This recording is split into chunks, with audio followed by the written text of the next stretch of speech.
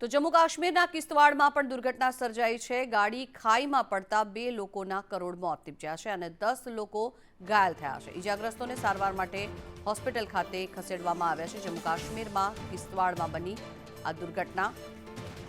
ગાડી પર સ્ટીયરિંગ પરનો કાબુ ગુમાવતા ગાડી ખાઈમાં પડી ગઈ હતી અને તેમાં 2 લોકોના ગંભીર મોત નીપજ્યા છે।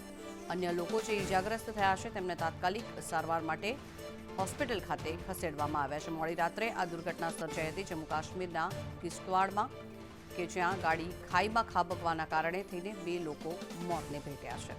આ દુર્ઘટના સર્જાતા અનેક લોકો એકત્ર થઈ ગયા હતા। લોકોના ટોળે-ટોળા અહીંયા ઉમટી પડ્યા હતા।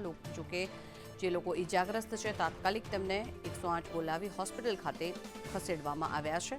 10 જેટલા લોકો ઈજાગ્રસ્ત થયા છે કે જે લોકોને તાત્કાલિક સારવાર માટે હોસ્પિટલ ખસેડવામાં આવ્યા છે।